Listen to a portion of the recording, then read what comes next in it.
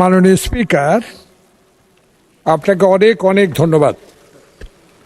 বিষয়টা হলো, আমাদের একরামুল বারী টিপু নতুন সদস্য হলো, বিষয়টা এমনভাবে আপনার মাঝে আপনার মধ্য দিয়ে আমাদেরকে বুঝাতে চেয়েছে এইটুকু যে 1978 সালে শহীদ প্রেসিডেন্ট জিয়াউর রহমান এই যুব উন্নয়ন যুব অধিদপ্তর সৃষ্টি করেছে।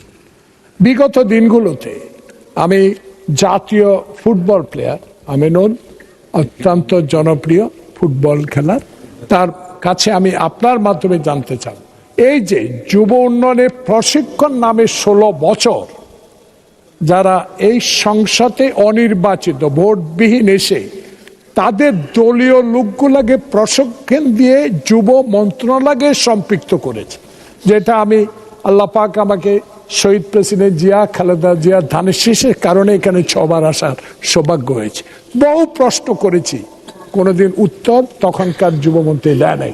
আপনার মাধ্যমে আমি অনুরোধ জানাবো, বিগত দিনে যারা ট্রেনিং নিয়ে এখনো প্রত্যেকটা উপজেলায় অবৈধভাবে তারা কাজ করছে, এই বিষয়ে কোনো পদক্ষেপ জাতীয় ফুটবল প্লেয়ার মাননীয় প্রতিমন্ত্রী নেবেন কিনা। আপনাকে অনেক অনেক ধন্যবাদ। মাননীয় প্রতিমন্ত্রী, মাননীয় সংসদ সদস্য অতীতে কখনোই উত্তরের জবাব পাননি।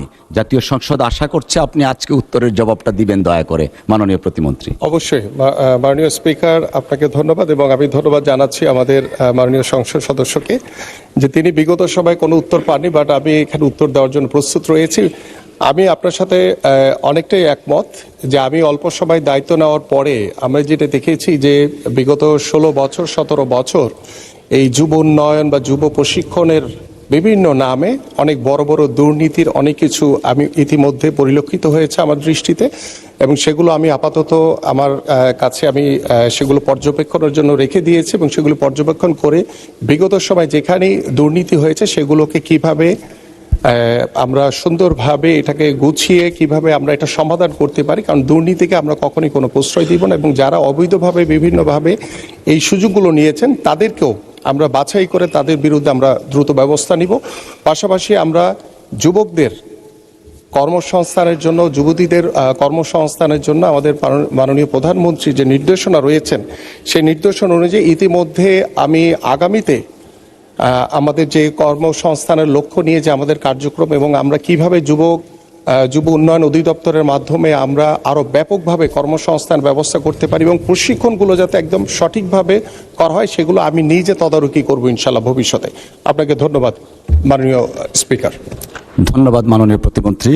আমরা প্রত্যাশা করছি, আশা করছি মাননীয় সংসদ সদস্য জনাব জয়নাল আবেদিন ফারুক সাহেব আপনি আপনার জবাবটা পেয়েছেন, দীর্ঘদিন পাননি, আজকে পেয়েছেন।